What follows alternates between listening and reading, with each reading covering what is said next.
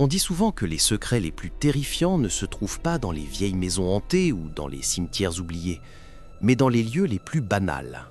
Une ruelle déserte, un grenier jamais ouvert, ou parfois derrière la porte métallique d'un simple box de stockage poussiéreux. C'est là que commence mon histoire. Une histoire que je n'aurais jamais dû vivre, une histoire que je m'efforce encore de mettre en mots, comme pour me convaincre qu'elle a réellement eu lieu.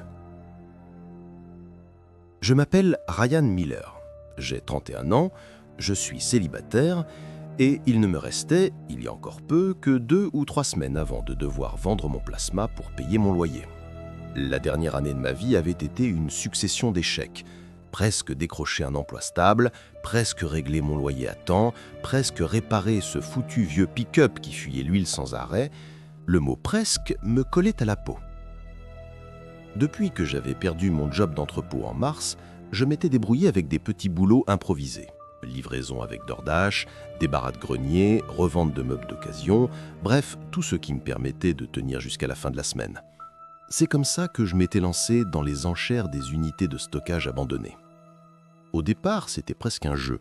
Tu mises, tu ouvres, tu fouilles, et tu espères que ce qu'il y a dedans vaille plus que ce que tu as payé. Parfois, tu tombes sur des dossiers moisis, des matelas rongés par l'humidité et rien d'autre. Mais parfois, tu décroches le jackpot. Une vieille guitare de collection, un lot de pièces rares, une télévision oubliée encore fonctionnelle. C'était une loterie permanente, une roulette russe du quotidien. Et moi, j'avais appris à aimer le frisson de ces instants quand la porte métallique se lève et que le passé de quelqu'un se révèle devant toi. C'était un mardi, à Riverside, dans la zone industrielle. L'endroit ressemblait à une bouche de béton oubliée du monde, coincée derrière un ancien magasin Payless fermé depuis les années 90. Le grillage autour du site menaçait de s'écrouler à chaque coup de vent, et la peinture s'était transformée en écailles de rouille. Il n'y avait que 5 unités mises aux enchères ce jour-là. Les flippers habituels, ceux qui chassaient surtout les meubles vintage, lorgnaient tous sur un box rempli de chaises au style mid-century. Moi, mes yeux se posèrent sur un autre lot, le numéro 83. Pas de photo, pas de description, juste cette mention sur la fiche: inoccupé depuis 2012, aucun contact connu. Contenu inconnu. Autant dire, le genre de lot dont personne ne veut. Mais moi, j'ai toujours eu un faible pour les unités que tout le monde évite, celles qui portent la promesse d'un secret enfoui. Le cadenas qui scellait la porte n'était pas ordinaire. Un gros verrou en laiton, massif, presque militaire. Quand j'ai levé la main pour enchérir, personne d'autre n'a bougé. J'ai emporté le box pour 120 $. L'homme chargé de gérer le site est arrivé avec une paire de lourdes pinces pestant entre ses dents. Il a marmonné que le dernier locataire payait toujours en client et n'avait jamais répondu aux appels. Quand le cadenas a cédé dans un claquement sec, j'ai eu un frisson que je n'ai pas su expliquer. La porte métallique s'est levée dans un grincement. L'air qui s'en échappa me frappa de plein fouet, un souffle froid, chargé de poussière et de rouille, mais surtout traversé d'une odeur métallique étrange, comme si du sang séché avait imprégné les murs. Contrairement aux autres box où les affaires s'empilent sans logique, l'unité 83 avait quelque chose d'anormal. Tout était rangé, aligné, ordonné. 2 caisses en plastique pleines de livres étiquetés. Une armoire massive poussée contre le fond et fixée au sol. Et surtout, un établi imposant, couvert d'outils. Pas des outils de Monsieur Tout-le-Monde. Pas de hammer, pas de perceuse. Non. Des lames aux formes étranges, des crochets métalliques gravés de symboles indéchiffrables, des instruments qui semblaient faits sur mesure pour des usages que je ne voulais même pas deviner. J'ai sorti mon téléphone pour prendre quelques photos, par instinct, comme si je pressentais que j'allais avoir besoin de preuves. Puis mon regard s'est à nouveau fixé sur l'armoire. Non seulement elle était boulonnée, mais aussi soudée au sol. Qui diable soude une armoire ? Intrigué, je l'ai ouverte. Vide. Mais le sol à l'intérieur sonnait creux. Mon cœur s'est emballé. Je me suis accroupi, j'ai passé ma main le long du plancher et j'ai trouvé un léger renfoncement, une languette dissimulée. Quand je l'ai tirée, un carré s'est levé doucement, révélant un passage secret. En dessous, une échelle de fer descendait dans l'obscurité, et du bas de ce trou, un courant d'air froid remontait, comme si la terre elle-même expirait. Je me suis resté figé un moment, le souffle court, partagé entre la peur et la curiosité. J'aurais dû refermer, repartir, oublier. Mais ce box, je l'avais payé. Ce qui se trouvait en dessous m'appartenait désormais. J'ai pris une clé plate dans l'établi. Je l'ai glissée dans ma poche comme une arme de fortune et j'ai commencé à descendre. Les barreaux grincèrent sous mon poids, mais tarbon. 10 pieds, 15, 20. Plus je descendais, plus le froid me pénétrait, jusqu'à me faire frissonner malgré la sueur qui perlait sur ma nuque. Puis mes bottes touchèrent enfin du béton.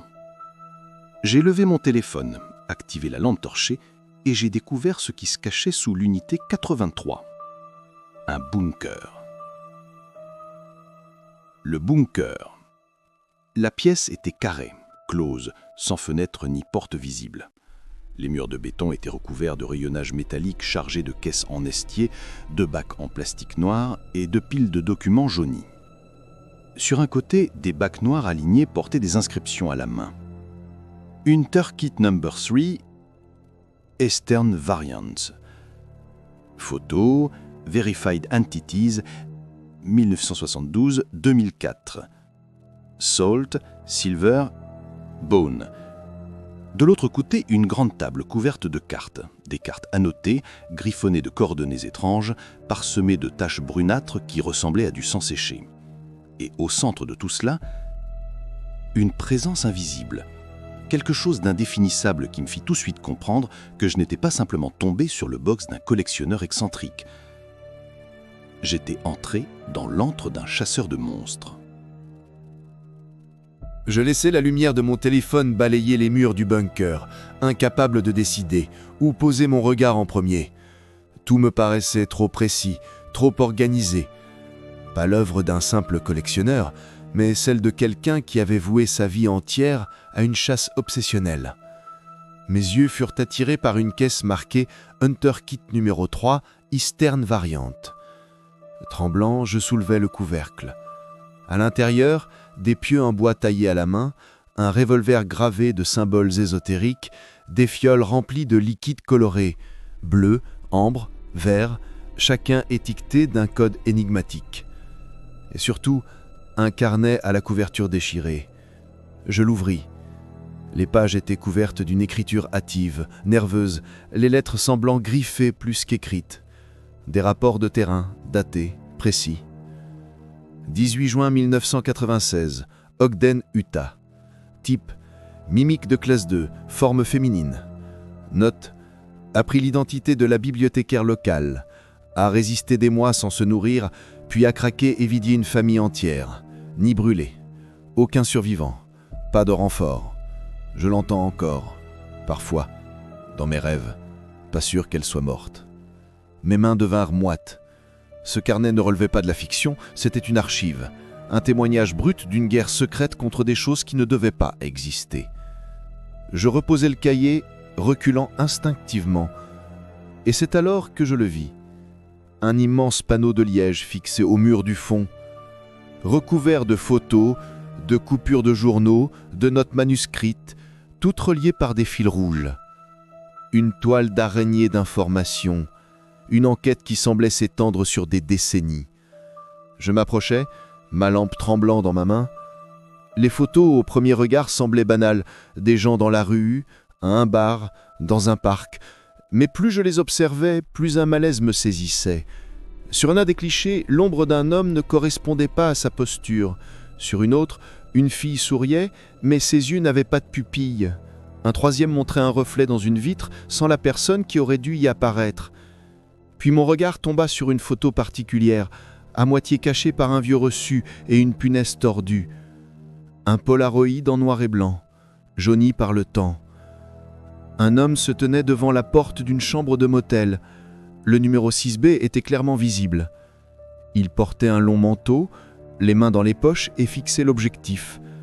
Son visage était net, trop net. Mais dès que mes yeux essayaient de se concentrer sur ses traits, il glissait, comme s'il refusait de s'ancrer.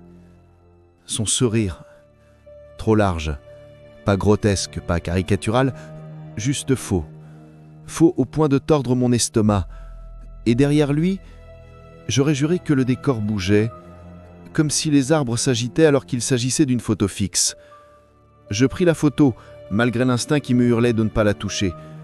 Au dos, au crayon mal effacé, ne pas engager, suivi requis, voir dossier 6B.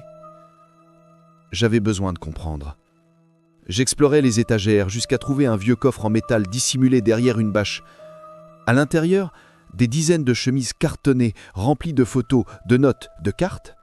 J'en cherchais une portant la mention 6B, et je la trouvais. Mince, à peine une poignée de documents. La première page représentait une carte du Tennessee, un motel encerclé d'encre bleue, chambre 6B. En marge, même sujet, même visage. 1993, 1996, 2009, 2022, non confirmé, se déplace vers l'ouest. Je tournais les pages. Des photos floues, prises de loin. Le même homme, toujours seul, toujours vêtu du même manteau, observé dans des endroits différents, mais jamais vieilli. Puis vinrent les notes tapées à la machine. Observation en périphérie de Chattanooga. Sujet masculin observé entrant et sortant de la chambre sans clé, identique à l'incident de 1996, confirmé par 2 agents. 2 disparitions locales. Téléphone éteint à proximité du motel. Traces de sang derrière la chambre 6B. ADN non concluant. Police locale non informée. Aucun moyen connu de le stopper. Sujet suivi vers l'ouest, utilise probablement le train. Dort rarement, ses yeux brillent en infrarouge. La dernière page était une capture d'écran imprimée, datée.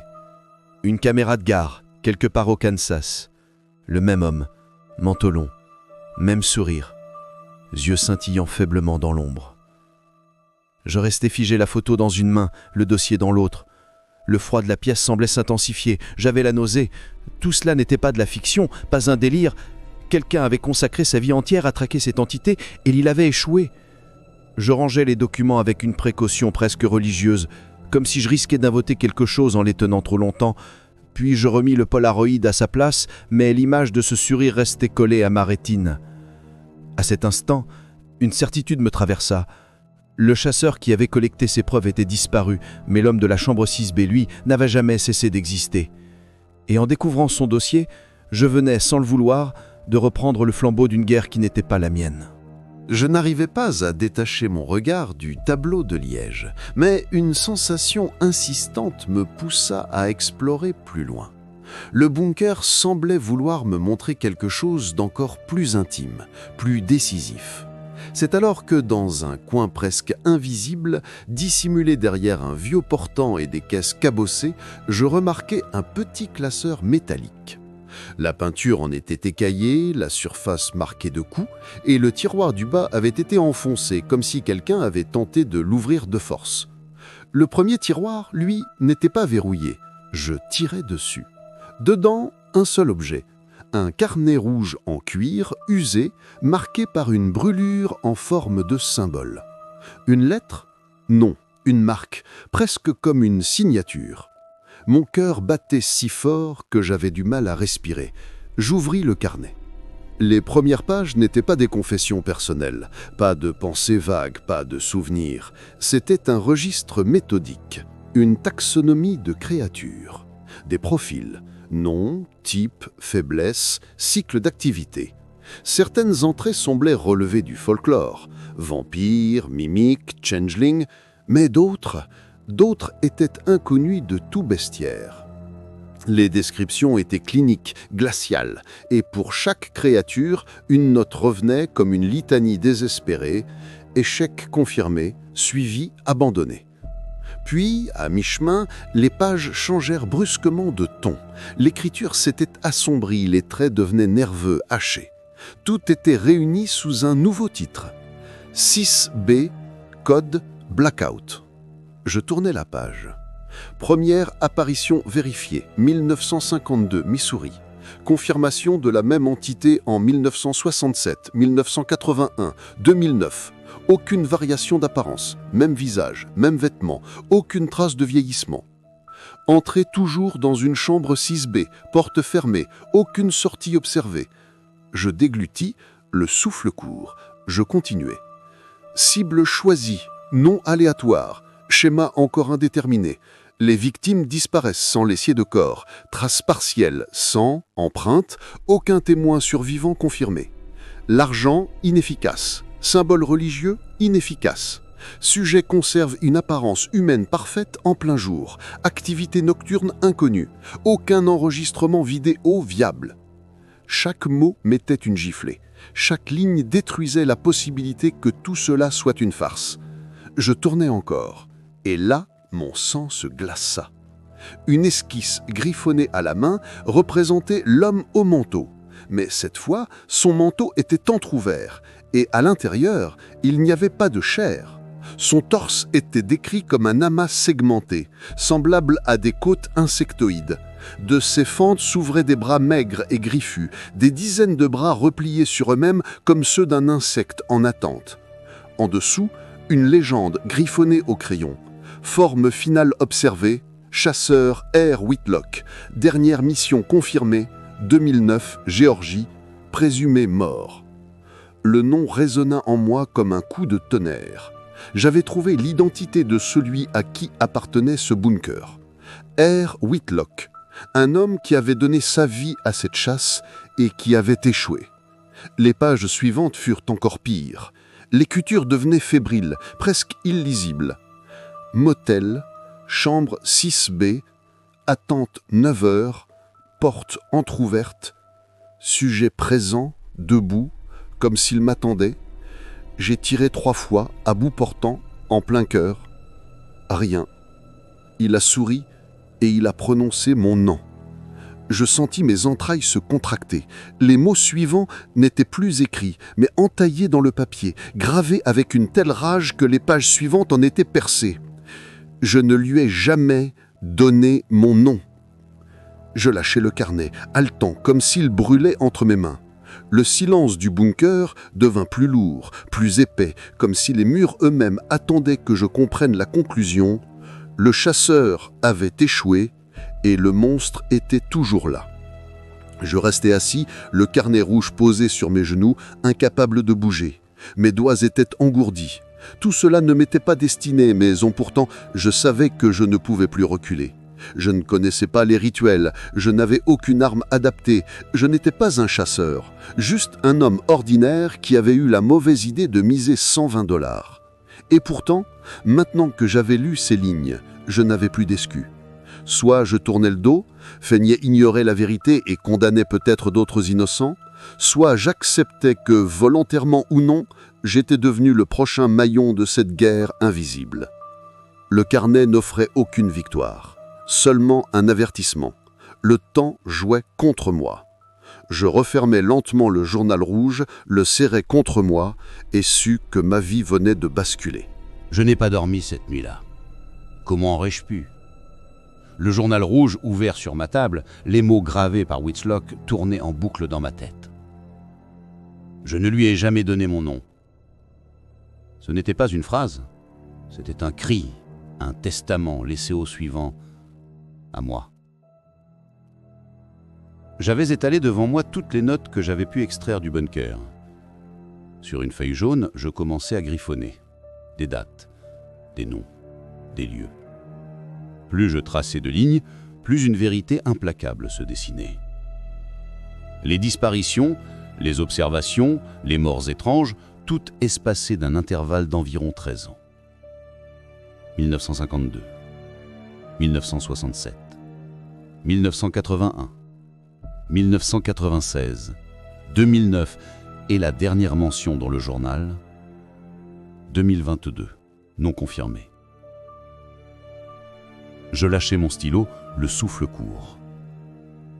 Nous étions en 2022, le cycle n'était pas seulement en cours, il était déjà engagé. Un frisson me parcourut l'échine.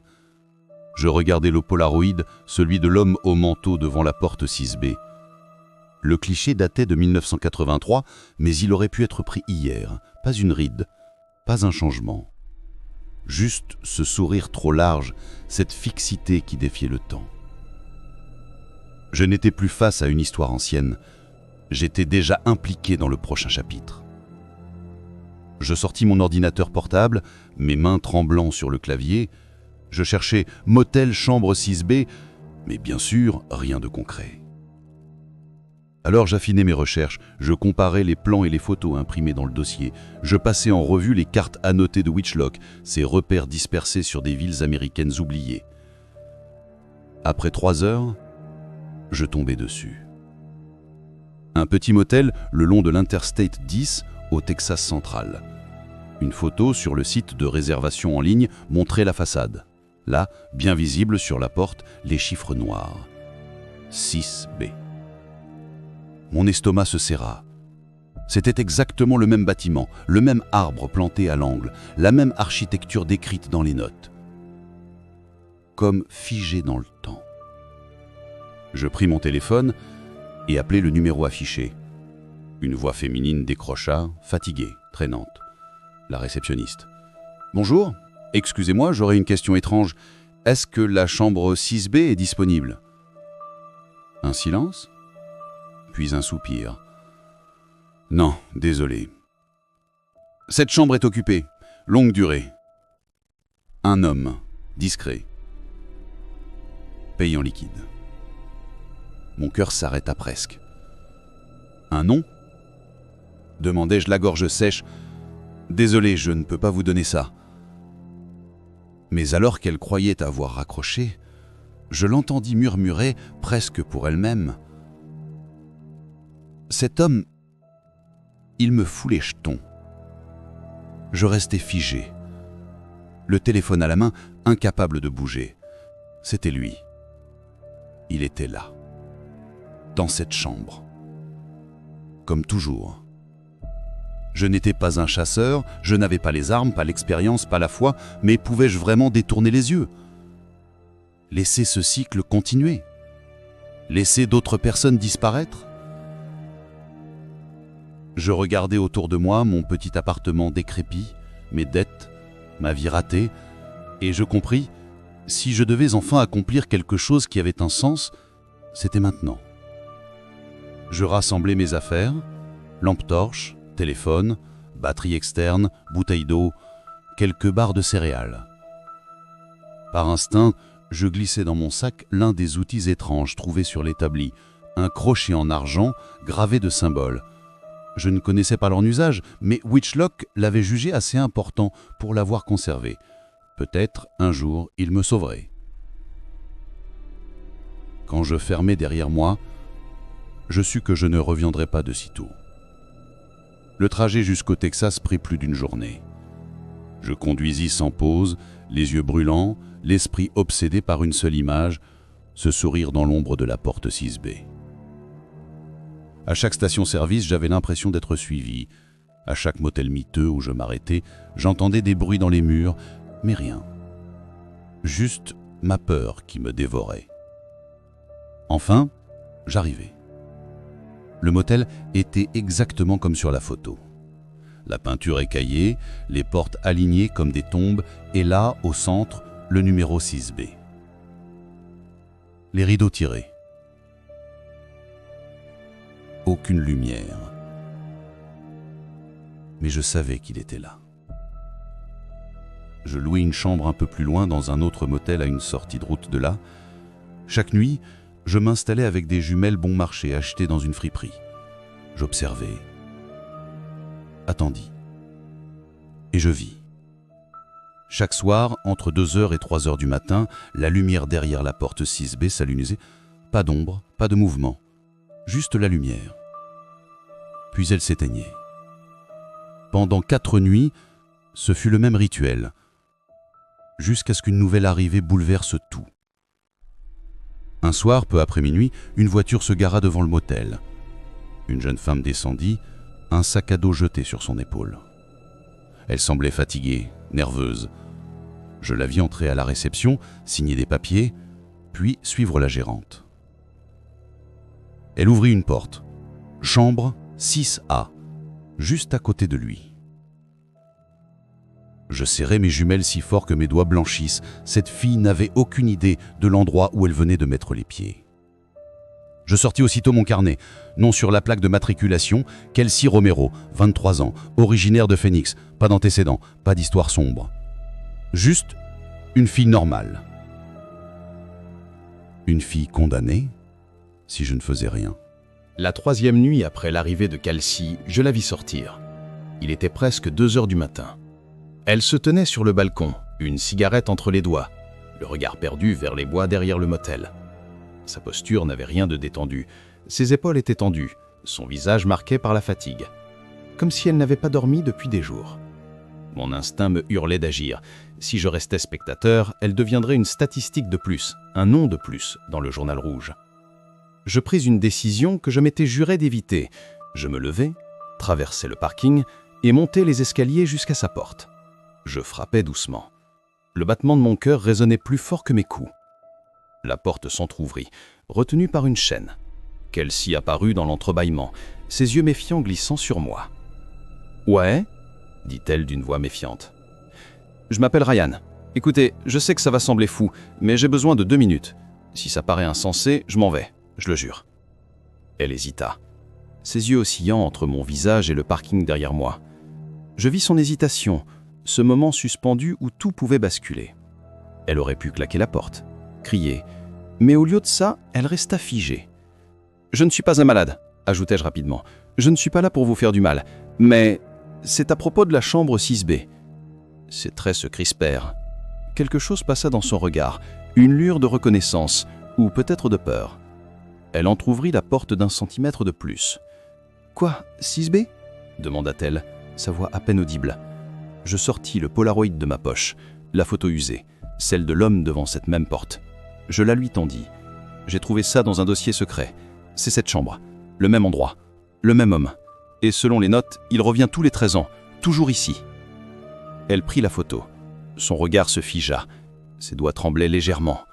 Elle ouvrit la bouche pour parler, mais à ce moment-là, le néon du couloir grésilla, émit une lumière violente, puis s'éteignit brutalement.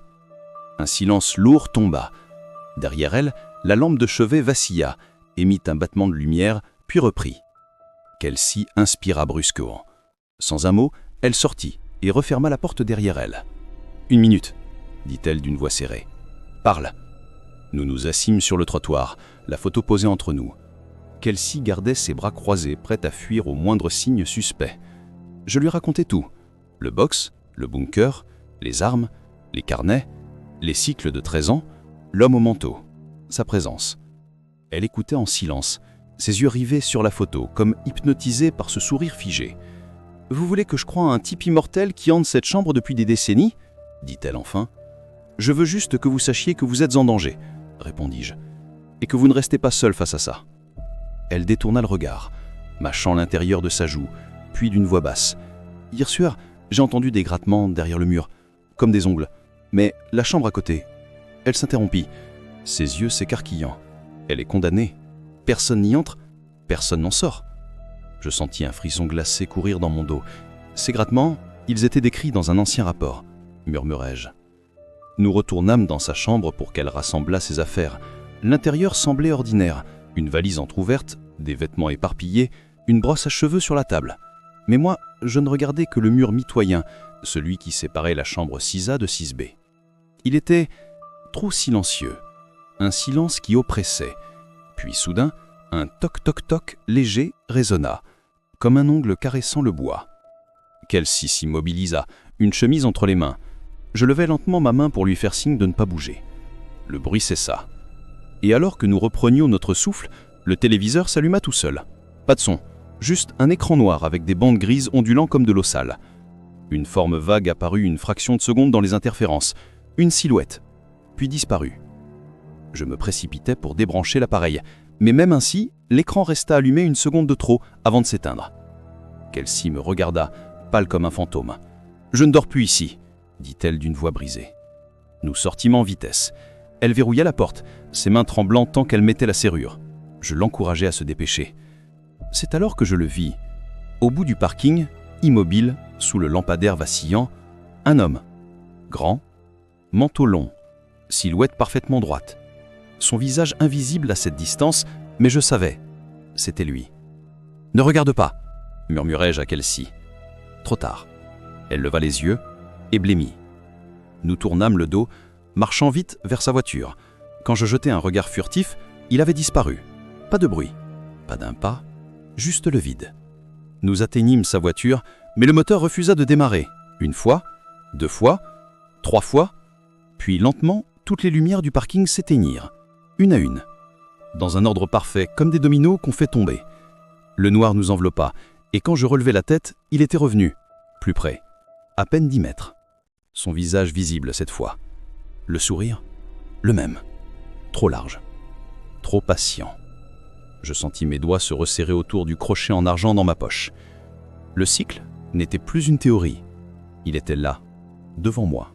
Le moteur refusait obstinément de démarrer. Chaque fois que Kelsey tournait la clé, le tableau de bord vacillait, les voyants s'allumaient faiblement. Puis plus rien, comme si l'électricité elle-même était aspirée par la nuit. « Allez, démarre, bordel !» cria-t-elle, ses mains tremblant sur le volant. Je ne répondis pas. Mon regard restait fixé sur lui, l'homme au manteau. Plus proche maintenant, à peine 5 mètres, son visage parfaitement éclairé par les phares mourants, et ce sourire, trop large, trop patient, comme s'il attendait que nous nous épuisions. Le froid dans la voiture était insupportable, bien plus glacial qu'à l'extérieur. Ma respiration formait de petits nuages de vapeur, mes doigts engourdis cherchèrent dans ma poche, et je sentis le métal du crochet argenté, lourd, gravé de symboles que je ne comprenais pas. Kelsey me vit sortir l'objet. « C'est quoi ce truc ?» demanda-t-elle, sa voix brisée par la panique.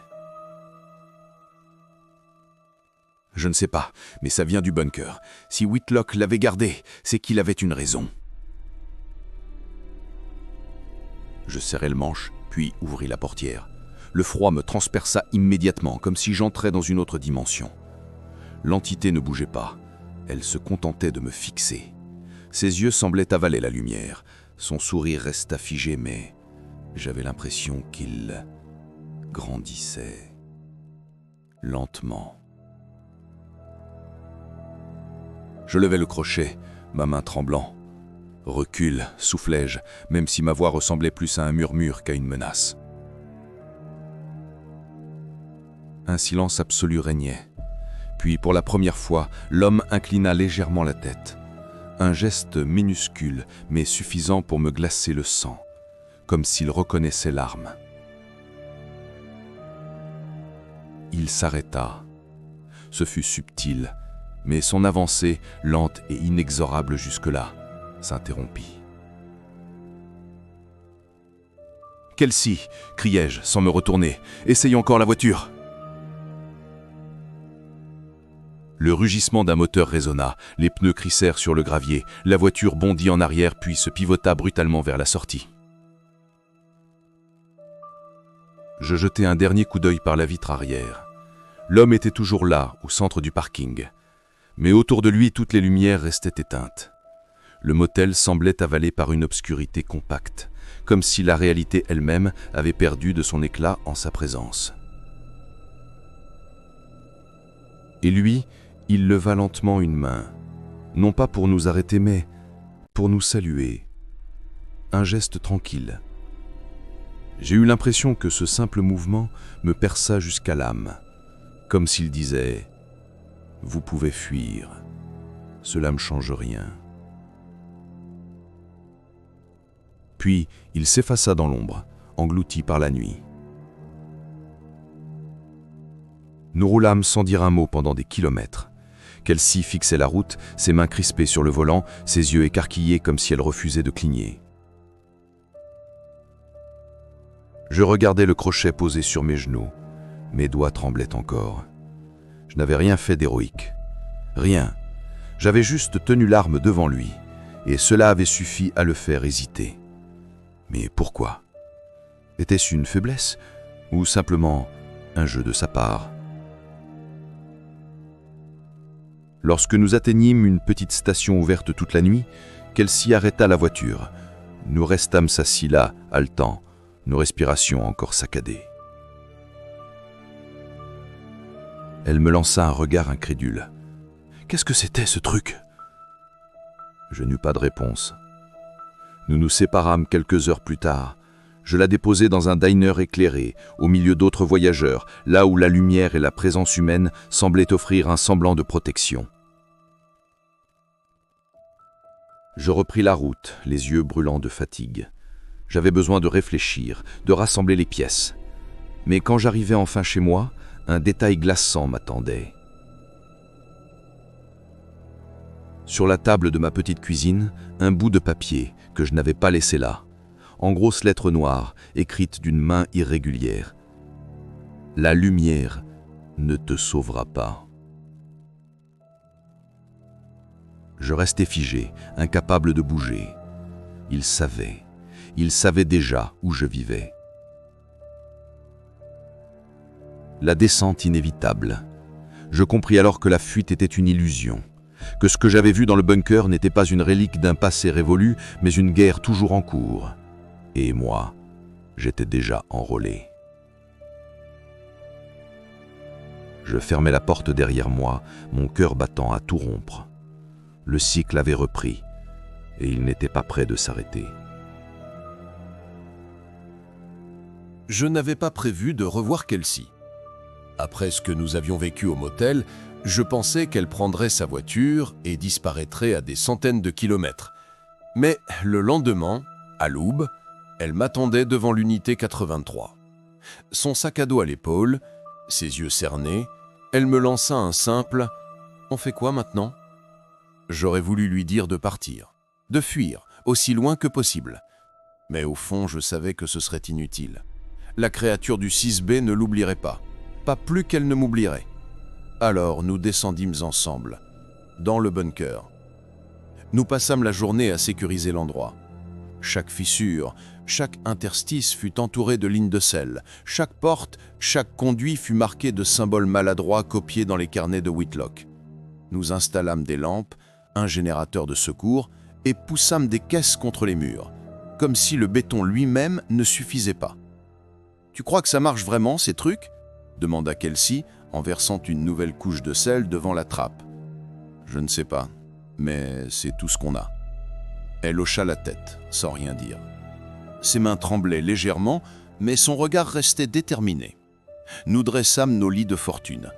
Une vieille paillasse pour elle dans la petite pièce latérale et un coin du sol pour moi.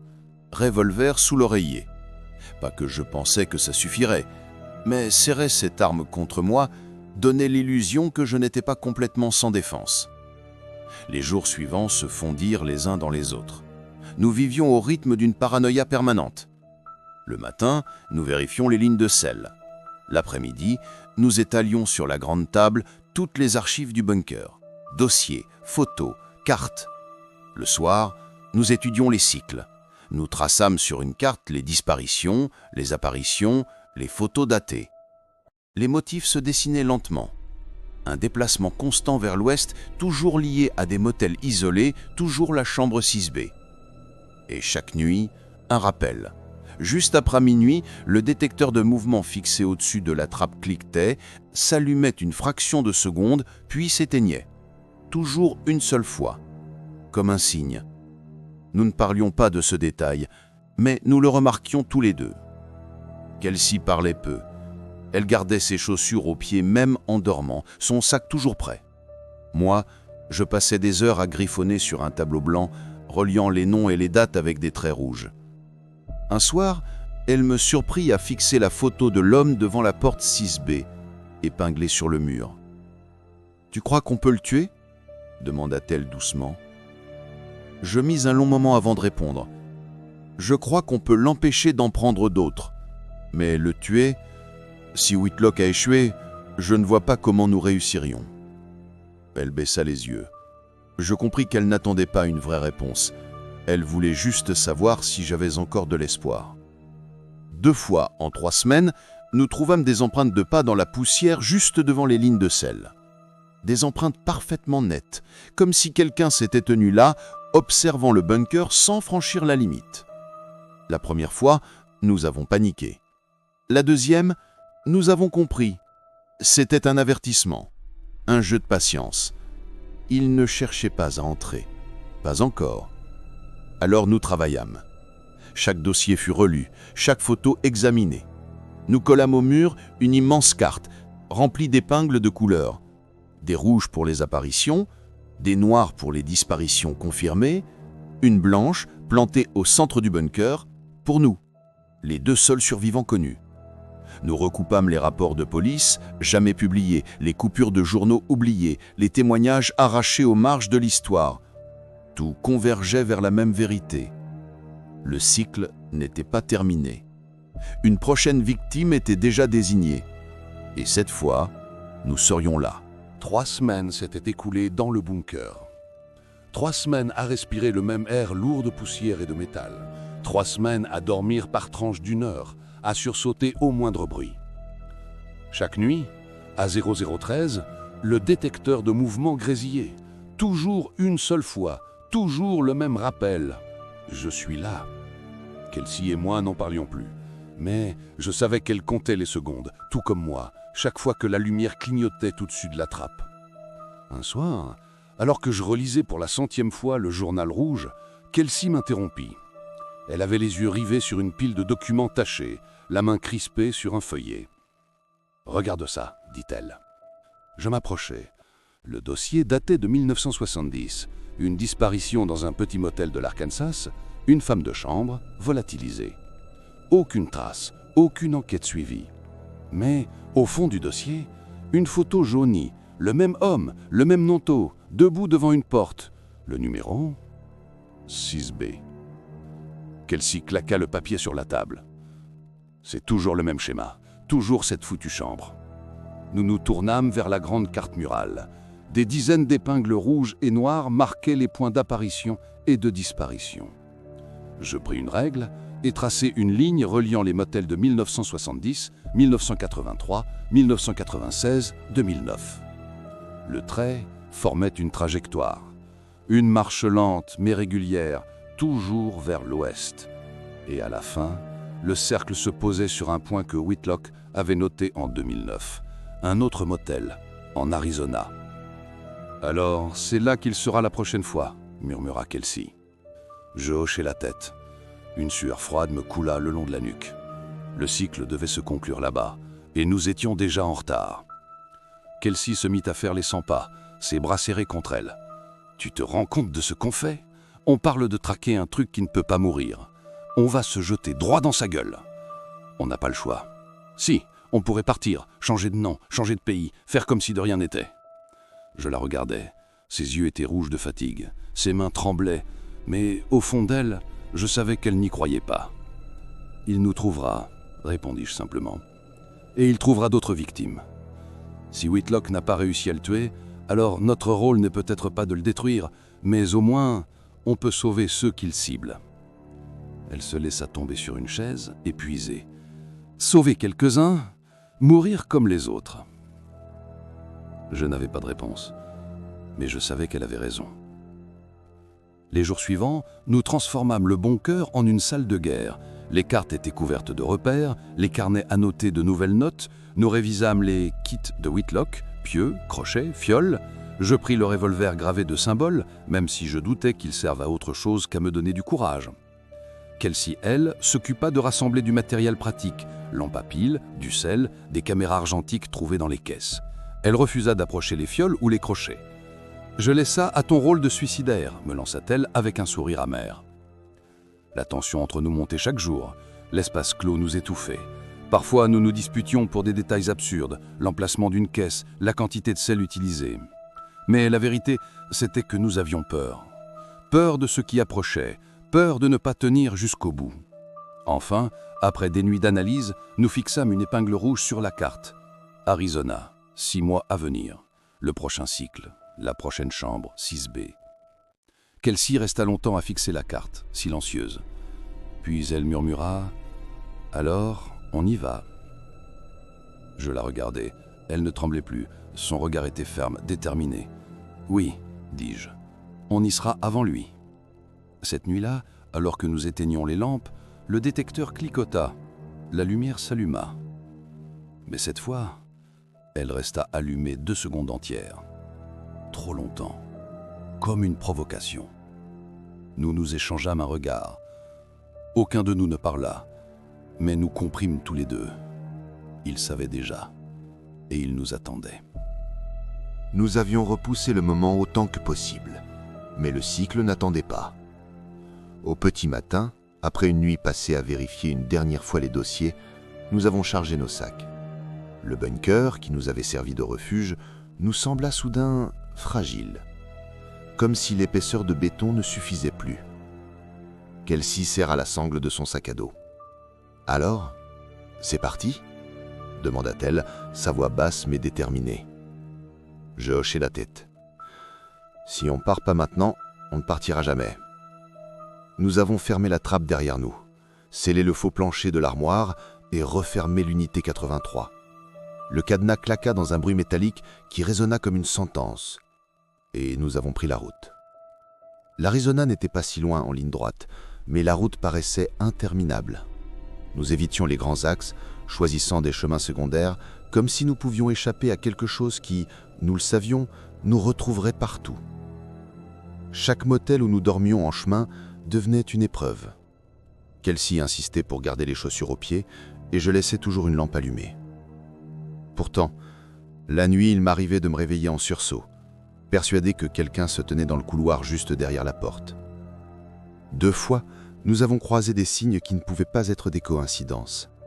Un journal local relatant la disparition d'un voyageur solitaire dans un motel voisin, une ombre photographiée par erreur dans une caméra de surveillance que nous avions récupérée. Chaque indice renforçait l'évidence. Il avançait lui aussi, vers le même endroit. Les silences de Kelsey. Pendant des heures de route, nous ne parlions pas. Le ronronnement du moteur et le vent à travers la vitre ouverte n'étaient que nos seuls compagnons. Mais parfois, la tension éclatait. « Pourquoi toi ?» me lança-t-elle un soir alors que nous roulions sous un ciel vide d'étoiles. Je fronçai les sourcils. « Quoi ? Pourquoi c'est toi qui es tombé sur ce box ? Pas un autre ? » Je n'avais pas de réponse. Peut-être la malchance. Peut-être que le destin se moquait de moi. « Ne crois pas que, peut-être, il t'a choisi ?» ajouta-t-elle, la voix tremblante. Je n'osais pas répondre, mais la question resta suspendue, comme un poison. Après 3 jours, nous franchîmes enfin la frontière de l'Arizona. Le paysage devint désertique, une étendue de pierres rouges et de cactus solitaires. Le soleil écrasait tout de sa lumière aveuglante, mais même cette clarté semblait incapable de chasser le poids qui nous suivait. Le motel se trouvait en bord de route, perdu entre 2 petites villes fantômes, une bâtisse décrépite aux enseignes clignotantes à moitié éteintes. Nous nous sommes garés à distance, observant. Et nous l'avons vu. La porte 6B. Peinture écaillée. Numéro à moitié arraché, mais reconnaissable entre toutes. Un frisson parcourut ma colonne vertébrale. « C'est là, dis-je. » Kelsey hocha la tête, ses yeux fixés sur la porte comme si elle pouvait s'ouvrir d'un instant à l'autre. Nous avons pris une chambre à l'autre bout du bâtiment, la 12A. De là, nous pouvions voir le couloir menant au 6B. Nous avons installé notre matériel, les vieilles caméras argentiques, le sel, les crochets. Chaque geste ressemblait à un rituel, un moyen dérisoire de se donner du courage. La nuit tomba. Le silence devint total. Et comme toujours, entre 2h et 3h du matin, une lumière s'alluma derrière la porte 6B. Kelsey me lança un regard. « On fait quoi ?» murmura-t-elle. Je n'avais pas de réponse. Pas encore. Mais je savais une chose. Cette nuit-là, nous étions au plus près du cœur du cycle. Et la créature savait que nous étions là. La 2e nuit, après notre arrivée au motel, une voiture se gara devant la chambre 6A. Une jeune femme descendit, fatiguée, traînant une valise. Elle entra dans le bureau, signa, puis reçut une clé. Son pas résonna dans le couloir vide et je compris aussitôt. Elle allait dormir juste à côté. Comme Kelsey. Comme toutes les autres avant elle. Je sentis mes entrailles se nouer. « C'est elle », murmurai-je. Kelsey blêmit, mais hocha la tête. Nous savions que nous n'avions plus le luxe d'attendre. Nous restâmes en observation, tapis dans l'ombre derrière les rideaux entr'ouverts de notre chambre. Le réveil indiquait 1h45. La lumière derrière la porte 6B était encore éteinte, mais je sentais déjà l'air changer. Plus dense, plus froid. Comme si le motel entier retenait son souffle. À 2h03, l'ampoule dans la chambre voisine s'alluma. Et presque aussitôt, celle du 6B s'illumina aussi. Je sentis ma gorge se serrer. Il est là, dis-je. Nous sortîmes, nos pas muets sur le béton du couloir. Kelsey serrait une lampe torche et un appareil photo argentique. Moi, j'avais le revolver gravé et le crochet en argent. Nous frappâmes doucement à la porte de la nouvelle arrivante. Après un moment, elle entr'ouvrit, les yeux encore gonflés de sommeil. « Quoi ?» demanda-t-elle d'une voix lasse. « Écoutez-moi, je sais que c'est fou, mais vous devez sortir d'ici, maintenant. » Elle fronça les sourcils, prête à refermer. Mais derrière elle, la lumière vacilla. Une ombre glissa le long du mur, fine et étirée, sans correspondance avec aucun objet réel. Elle se figea. Puis du côté de la porte 6B, un grattement se fit entendre. Lent, régulier. Comme des ongles sur du bois. La jeune femme pâlit. « C'est... quoi ?» murmura-t-elle. « Pas le temps, venez !» cria Kelsey. Nous l'attrapâmes presque de force et l'entraînâmes vers le couloir. Mais au moment où nous passions devant la porte 6B, celle-ci vibra. Une secousse violente, comme si quelque chose la frappait de l'intérieur. Puis elle s'entr'ouvrit. Il était là, l'homme au manteau, immobile. Son sourire toujours le même, figé, trop large. Ses yeux fixés sur nous, brillant d'une lueur malsaine. La jeune femme cria. Kelsey braqua sa lampe. Le faisceau éclaira son visage, mais la lumière sembla glisser sur lui, incapable de l'atteindre pleinement. Je sortis le crochet, le brandissant devant moi. Il s'arrêta net. Sa tête s'inclina légèrement, comme autrefois. Reconnaissance, mépris, jeu. Puis il avança, flottant à quelques centimètres du sol. Je savais que tirer ne servirait à rien, mais je pressai quand même la détente. 3 coups de feu claquèrent. Les balles le traversèrent comme s'il était fait de brume. Son sourire ne bougea pas. Il tendit la main vers moi. Pas vite, pas brutalement, lentement, comme s'il voulait me faire comprendre qu'il pouvait prendre son temps. Kelsey hurlait. La nouvelle victime pleurait. Je serrai le crochet et m'élançai en avant, le brandissant comme une croix. Un sifflement emplit l'air, aigu, strident.